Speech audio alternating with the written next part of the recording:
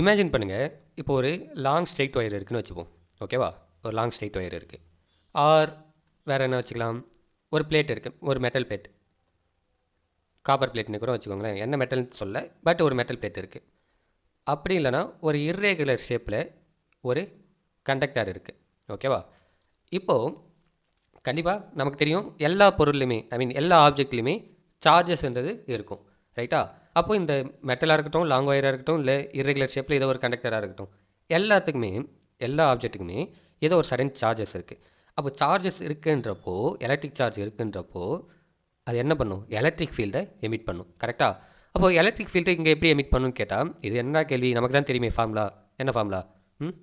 Equal இங்கே எதுவா? Equal 1/4πε0 Q/r². இதான ஃபார்முலா?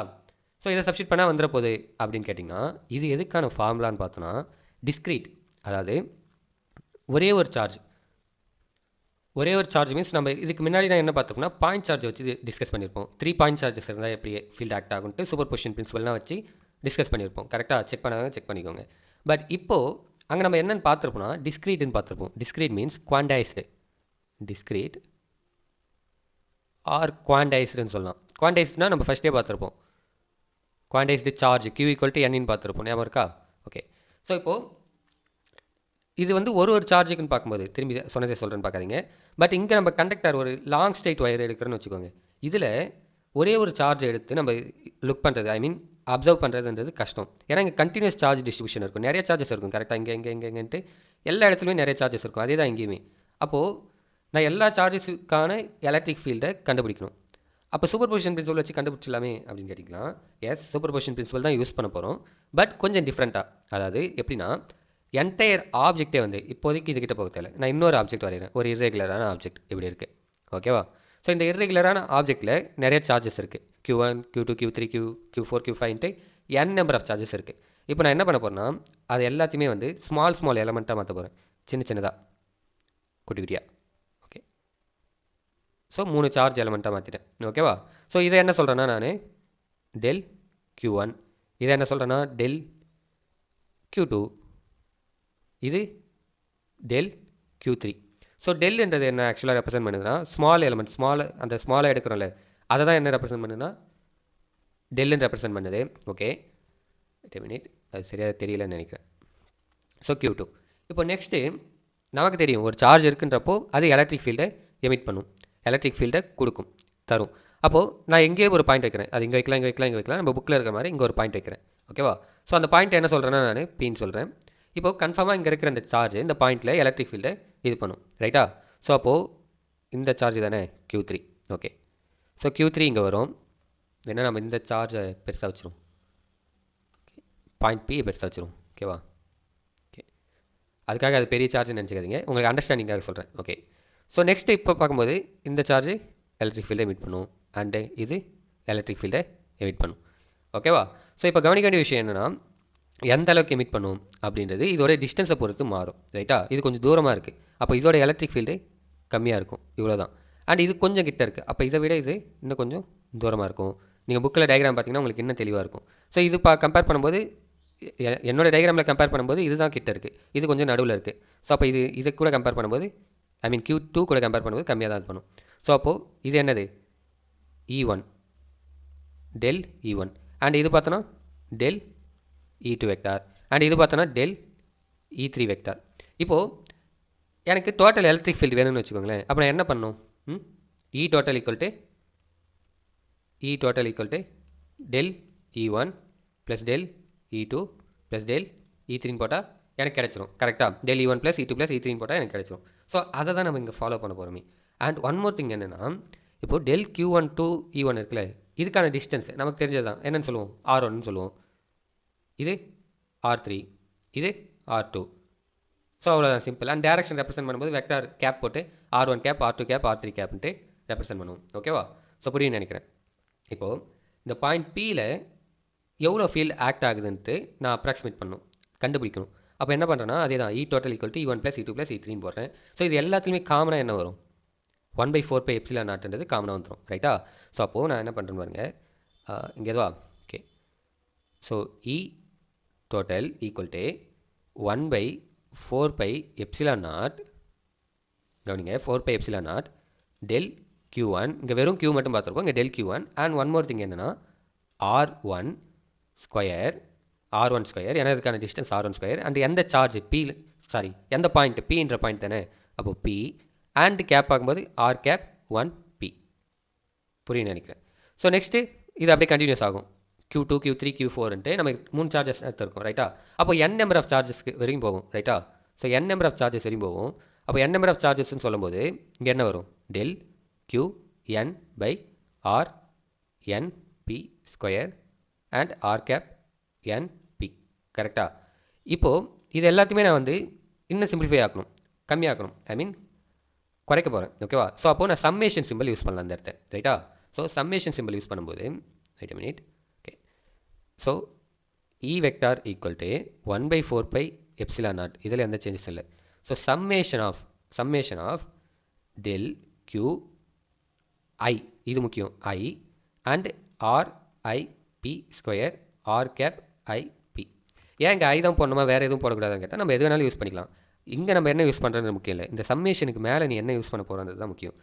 சிம்பு டைலாக் மாதிரியே இருக்குல்ல. சரி ஓகே. இப்போது ஒன்றும் இல்லை, ஐன்னு இருக்குல்ல, நீங்கள் இங்கே என் போட்டுக்கலாம் எம்னு போட்டுக்கலாம் க்யூன்னு போட்டுக்கலாம், அது ஒன்றும் முக்கியம் இல்லை. நீங்கள் என்ன போடுறீங்களோ சம்மேஷனுக்கு மேலே இங்கே போட்டுட்டு அண்டு கீழே ஓகேவா ஐன்னு இல்லை சம்மேஷனுக்கு மேலே என்னன்னு போட்டு, ஏன்னா என் நம்பர் நம்ம போக போகிறோம் கரெக்டாக. கீழே வந்து ஐ ஈக்குவல் டு நீங்கள் எந்த நம்பர்லேருந்து ஆரம்பிக்க போகிறீங்க, 0லேருந்தா 1லேருந்தான்ட்டு நம்ம 1லேருந்து தான் ஆரம்பிக்கிறோம் ரைட்டா. அப்போ ஐ ஈக்குவல் டு 1 ஆரம்பித்து என் வரையும் என் நம்பர் ஆஃப் அது வரையும் போகுன்றதை ரெப்ரசன்ட் பண்ணுறது தான் இது ஓகேவா. ஸோ இங்கே நீங்கள் க்யூ போட்டுக்கலாம், க்யூ போட்டால் இங்கே க்யூ ஈக்குவல் டு 1 வரும். ஸோ அவ்வளோதான் சிம்பிள். இப்போது நமக்கு தெரியும், நீங்கள் 11th பார்த்துருப்பீங்க சம்மேஷன்ன்றது ஆக்சுவலாக என்னது, இந்த ஸ்மால் எலமெண்ட் இருக்குல்ல இது எல்லாத்தையுமே வந்து ஆட் பண்ணுறது தான் இந்த ஸ்மால் எலமெண்ட். நெக்ஸ்ட் இங்கே ஒரு ஸ்மால் எலமெண்ட், இங்கே ஒரு ஸ்மால் எலமெண்ட், இங்கே ஒரு ஸ்மால் எலமெண்ட், இப்படி ஸ்மால் எலமெண்ட்டாக இருக்கிறத நம்ம என்ன பண்ணலாம், இன்டகிரேஷன் வச்சு ஆட் பண்ணலாம் கரெக்டாக. இன்டகிரேஷன் வச்சு ஆட் பண்ணலான்றத இன்டகிரேஷன் பண்ணலாம். ஸோ அப்படி இன்டகிரேஷன் பண்ணும்போது எனக்கு இது என்ன ஆகிடும்னா, இன்டகிரேஷன் பண்ணும்போது இ வெக்டார் ஈக்குவல் டு 1/4πε0 இன்டகிரேஷன்ன்றது ஆக்சுவலாக சம் ஆஃப் ஸ்மால் எலமெண்ட் தான் ஓகேவா. ஸோ இந்த டெல்டா க்யூன்றது டிக்யூவாக மாறிடும் அண்டு இங்கே ஆர் ஸ்கொயராக மாறிடும் அவ்வளோதான். அண்ட் ஆர் கேப் ஓகேவா. ஓகே. அப்போது ஒரு கண்டினியூஸாக சார்ஜ் டிஸ்ட்ரிபியூஷன் நடந்ததுன்னா நான் ஒரே ஒரு பாயிண்ட் சார்ஜ் மட்டும் எடுத்து சொல்லும்போது 1/4πε0 q/r ஸ்கொயர்னு போட்டுருவேன். கண்டினியூஸாக நடக்குது. கண்டினியூஸ் மீன்ஸ் நீங்கள் அந்த ரன்னிங் ரேஸ் ஓடுற மாதிரி யோசிக்கக்கூடாது. கண்டினியூஸ்னால் சார்ஜ் டிஸ்ட்ரிபியூஷன்ன்றது எல்லா இடத்துலையுமே இருக்குது ஓகேவா. அப்படி எல்லா இடத்துலையுமே இருக்கும்போது n நம்பர் ஆஃப் சார்ஜஸ் இருக்குது. n நம்பர் ஆஃப் சார்ஜஸ் இருக்கும்போது அந்த பாயிண்ட் பியில் ஆக்ட் ஆகிற ஃபோர்ஸ் எலக்ட்ரிக் ஃபீல்டு எவ்வளோ இருக்குன்னு எனக்கு தெரியணும். அதுக்கான ஃபார்முலா என்னென்னா 1/4πε0 dq/r ஸ்கொயர் ஆர் கேப் எல்லாம் ஓகே. இப்போது எக்ஸாம்பிளுக்கு 3 டிஃப்ரெண்ட் மெட்டீரியல் எடுக்கிறாங்க. நம்ம ஃபஸ்ட்டு பார்த்த மாதிரி ஒரு லாங் சார்ஜ்டு ஒயரு, ஒரு பிளேட்டு அண்டு ஒரு ஒரு இர்ரெகுலரான ஒரு வால்யூம் கொண்ட ஒரு சர்ஃபேஸ் ஓகேவா. ஸோ இப்போது லாங் சார்ஜ்டு பிளேட்டுன்னு பார்க்கும்போது கவனிங்க, லாங் சார்ஜ் பிளேட்டுன்னு பார்க்கும்போது இது ஃபுல்லாக என்ன சொல்லலாம், லென்த்துன்னு சொல்லலாமா. இதுக்கு ஃபுல்லாக லென்த்து ரைட்டா. அண்டு இது நீங்கள் வந்து ஒயராக கூட கன்சிடர் பண்ணிக்கோங்க ஓகேவா. இதுக்குன்னு சரியான ஏரியா இருக்கும், பட் நம்ம அந்த ஏரியாவுக்கு போல். இப்போது இந்த பிளேட்டுன்னு பார்க்கும்போது இதுக்கு ஏரியா இருக்கும் ஓகேவா. அண்டு இந்த இர்ரெகுலரான ஒரு ஷேப் சொன்னல, நீங்கள் புக்கில் பார்த்தீங்கன்னா இது மாதிரி இருக்காது, அது ஒரு 3D ஷேப்பில் இருக்கும். ஸோ அதுக்கு வால்யூம் இருக்கும் ஓகேவா. ஸோ இது மூணுத்தையும் ஞாபகம் வச்சுக்கோங்க. இப்போது டென்சிட்டினா என்ன சொல்லுவோம், அடர்த்தின்னு சொல்லுவோம் ரைட்டா. டென்சிட்டி மீன்ஸ் அடர்த்தி. அப்படி அடர்த்தின்னு சொல்லும்போது எந்த அளவுக்கு ஏதோ ஒன்று ப்ரெசென்ட் ஆகிருக்கோ அதுதான் அடர்த்தின்னு சொல்லுவோம். எக்ஸாம்பிளுக்கு கேஸ் டென்சிட்டினா அந்த ரூமில் எவ்வளோ கேஸ் வந்து அடர்த்தியாக இருக்குது அது மாதிரி. இப்போது இங்கே சார்ஜ் டென்சிட்டின்னு பார்க்கும்போது நல்லா கவனிங்க, சார்ஜ் டென்சிட்டின்னு பார்க்கும்போது இதை நான் என்ன சொல்கிறேன்னா லீனியர் சார்ஜ் டென்சிட்டின்னு சொல்கிறேன். நம்ம என்ன இதை தனியாக பிரிச்சுப்போம் ஓகேவா. ஸோ லீனியர் சார்ஜ் டென்சிட்டின்னு சொல்கிறேன். Linear charge density lambda equal to கவனிங்க, லேம்டா ஈக்குவல் டு இந்த டோட்டலாக எவ்வளோ சார்ஜ் இருக்கணும்னு எனக்கு தெரியணும் ரைட்டா. ஸோ டோட்டல் லென்த்தில் எவ்வளோ சார்ஜ் இருக்குது அவ்வளோதான், சிம்பிள் ஓகேவா. ஸோ அண்டு இங்கே பார்க்கும்போது இதை நான் என்ன சொல்லுவேன்னா ஏரியா சார்ஜ் டென்சிட்டி ஓகேவா. இங்கே சார்ஜ் வந்து யூனிஃபார்மாக டிஸ்ட்ரிபியூட் ஆகிருக்கு இங்கே எல்லா இடத்துலையுமே, பட் எந்த அளவுக்கு டிஸ்ட்ரிபியூட் ஆகிருக்கு அதோட டென்சிட்டி எவ்வளோ அப்படின்றது சார்ஜ் பெர் யூனிட் ஏரியா ஓகேவா. Charge per unit area. So அதை நான் என்ன சொல்கிறேன்னா sigma equal to charge per unit area. And இங்கே பார்த்தோன்னா வால்யூம் கிட்ட வரும்போது கவனிங்க, சார்ஜ் பெர் யூனிட் வால்யூம், அவ்வளோதான் simple. Charge per unit volume. And அதை என்ன சொல்கிறேன்னா ரோ ஈக்குவல் டு, அது பி மாதிரி இருக்கும் but rho q by V, அவ்வளோதான். சிம்பிளாக புரிஞ்சுதா? ஓகே. ஸோ நெக்ஸ்ட்டு ரொம்ப சிம்பிளான கான்செப்ட்டு. இப்போது இது எல்லாமே வந்து நம்ம என்ன பண்ணால் கண்டினியூஸ் சார்ஜ் டிஸ்ட்ரிபியூஷன் எல்லாம் ஓகே. நிறைய சார்ஜஸ் தானே, சார்ஜஸ் எல்லாம் இவன்லி டிஸ்ட்ரிபியூட் ஆகிருக்கு, இங்கே டிஸ்ட்ரிபியூட் ஆகிருக்குன்னு பார்த்தோம். இப்போது நம்ம ஸ்மால் அமௌண்ட் ஆஃப் சார்ஜ் தான் பார்க்க போகிறோம். ஓகேவா? ஸ்மால் அமௌண்ட் ஆஃப் சார்ஜ்ன்றதே ஸ்மால் அமௌண்ட்டு. அப்போது இங்கே ஸ்மால் அமௌண்ட்டு நான் இங்கே எடுக்கிறேன்னா இங்கே ஒரு சார்ஜ் இருக்குன்னு வச்சுப்போம். ஓகேவா? அண்ட் இங்கே கூட ஒரு சார்ஜ் இருக்குன்னு வச்சுப்போம், இங்கே ஒரு சார்ஜ் இருக்குன்னு வச்சுப்போம். அது எங்கேனாலும் வச்சுப்போம். ஸ்மால் அமௌண்ட் எடுக்கும்போது நம்ம எப்படி சொல்லுவோம்? ஆல்ரெடி பார்த்தது டிக்யூன்னு சொல்லுவோம், ரைட்டா? அப்போது நான் இதை எப்படி எழுதலாம்? லேம்டா ஈக்குவல் டு டிக்யூ பை டிஎல்னு எழுதலாம். அகைன் தப்பாக எழுதுறேன், சாரி. டிக்யூ பை டிஎல் ஆர் அதை எப்படி எழுதலாம்? ஸோ ஃபஸ்ட் நம்ம ஒன்று ஒன்றா முடிச்சிடுவோம். ஓகேவா? ஸோ டிக்யூ பை டிஎல் எப்படி எழுதலாம்? டிக்யூ ஈக்குவல் டு, இது அப்படியே இருக்கட்டும், டிக்யூ ஈக்குவல் டு லேம்டா டிஎல்னு எழுதலாமா? இப்போது இந்த டிக்யூ பை லேம்டா டிஎல் இருக்குல்ல, இதை நான் வந்து இங்கே சப்ஸ்டிட் பண்ணலாமா? அப்போது லாங் சார்ஜ்டு ஒயருக்கு என்ன ஃபார்முலா வரும்? E vector equal to 1/4πε0 d q equal to lambda d l, ரைட்டா? So lambda integration of lambda d l by R square R cap. ஸோ இதில் பார்க்கும்போது லேம்டான்றது கான்ஸ்டன்ட், லேம்டான்றது ஆக்சுவலாக என்ன? Linear charge density. ஸோ அதை நான் வந்து காமனாக வெளியே எடுத்துறேன். அப்போது E vector equal to lambda 4πε0 and integration of d l by R square R cap. ஓகேவா? ஸோ இது எதுக்கான ஃபார்முலா? இது ஒரு லீனியர் சார்ஜ் டென்சிட்டின்றத விட ஒரு லாங் ஸ்டேட் கண்டக்டர் இருந்ததுன்னா அதுக்கான இது. ஆக்சுவலாக இந்த மூணுமே வந்து அப்ளிகேஷன் ஆஃப் காஸ்லால் யூஸ் ஆகும். ஸோ நல்லா கவனிங்க. ஓகேவா? ஸோ நெக்ஸ்ட்டு இது முடிஞ்சது. நெக்ஸ்ட் நம்ம பிளேட்டுக்கு வரும். பிளேட்டுக்கும் இதே formula sigma equal to Q by A. So sigma equal to Q by ஏன்னு வரும்போது அப்போது டிக்யூ ஈக்குவல் டு நான் என்ன எழுதலாம்? சிக்மா டி ஆஃப் ஏ, ரைட்டா? அப்போது அதே இதை தான் நான் இங்கே சப்ஸ்டிட் பண்ண போகிறேன். இங்கே சப்ஸ்டிட் பண்ணும்போது எனக்கு என்ன வரும்? E vector equal to sigma வந்து வெளில வந்துடுமா? அப்போ சிக்மா ஸ்ட்ரெயிட்டாக சப்ஸ்டிட் பண்ணுறேன். உங்களுக்கு இந்த ஒயர் புரிஞ்சிருந்தாலே இது புரிஞ்சிடும். ஸோ நான் டைம் வேஸ்ட் பண்ண விரும்பல. ஓகேவா? Integration of D of A, கரெக்டாக? D of A by R square R cap. So இது வந்து ஒயருக்கான ஃபார்முலா, ரைட்டா? ஓகே. ஸோ இதில் கவனிக்க வேண்டிய விஷயம் என்னென்னா இங்கே ஸ்மால் ஏ யூஸ் பண்ணியிருப்பாங்க. நீங்கள் புக்கில் பார்த்தீங்கன்னா ஸ்மால் ஏ யூஸ் பண்ணியிருப்பாங்க. ஸோ அதை கவனிச்சிக்கோங்க. நெக்ஸ்ட்டு பார்த்தோன்னா என்னது? ஒரு இர்ரெகுலரான ஷேப் ஆர் ஒரு அன்டிஸ்ட்ரிபியூட்டட் யூனிஃபார்ம்லி டிஸ்ட்ரிபியூட்டட் வால்யூம், யூனிஃபார்மாக டிஸ்ட்ரிபியூட் ஆகிருக்க வால்யூம். எக்ஸாம்பிளுக்கு ஒரு கியூபுக்கு வரும் எடுத்துக்கோங்க.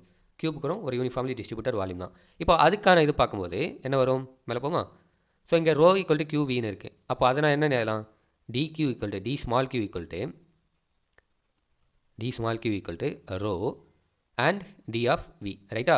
அப்போ இதுக்கான எலக்ட்ரிக் ஃபீல்டு என்ன வரும்? E vector equal to rho by 4πε0 integration of D of v by R square R cap. So புரிஞ்சிருக்குன்னு நினைக்கிறேன். நமக்கு சாதாரணமாக இப்போ இங்கே ஒரு சார்ஜ் கொடுத்துட்டு இங்கே ஒரு பாயிண்ட் சார்ஜ் கொடுத்துட்டு இந்த பாசிட்டிவ் சார்ஜ் இங்கே ஒரு பாயிண்ட் சார்ஜ் இருக்குப்பா, அது மேலே எவ்வளோ எலக்ட்ரிக் ஃபீல்டுன்னு கேட்டால் நம்ம equal to 1/4πε0 q by r ஸ்கொயர்னு போட்டுருவோம். இன்கேஸ் ஏதோ ஒரு ஆப்ஜெக்ட் இருக்குது, ஒரு கண்டக்டர் இருக்குது, ஆர் ஒரு மெட்டல் பிளேட் இருக்குது, ஆர் ஒரு யூனிஃபார்ம்லி டிஸ்ட்ரிபியூட்டட் வால்யூம் கொண்ட ஏதோ ஒரு கண்டக்டர் இருக்குது. அப்படி இருக்கும்போது அதில் இருக்கிற சார்ஜஸ் ஏதோ ஒரு பாயிண்டில் எலக்ட்ரிக் ஃபீல்டு எப்படி எமிட் பண்ணுன்னு கேட்டாங்கன்னா அதுக்கான ஃபார்முலா தான் என்னென்னா இது. ஓகேவா? ஸோ அது எந்த மாதிரி லீனியராக இருக்கா, இல்லை ஏரியா பொறுத்து பண்ணுறோமா, இல்லை வால்யூமை பொறுத்து பண்ணுறோமான்ட்டு அதை பொறுத்து என்ன ஆகுனா அந்த எலக்ட்ரிக் ஃபீல்டு சேஞ்ச் ஆகிட்டே இருக்கும். ஸோ புரியும் நினைக்கிறேன். டவுட்ஸ் ஏதாவது இருந்தால் கமெண்ட் செக்ஷனில் கேளுங்க.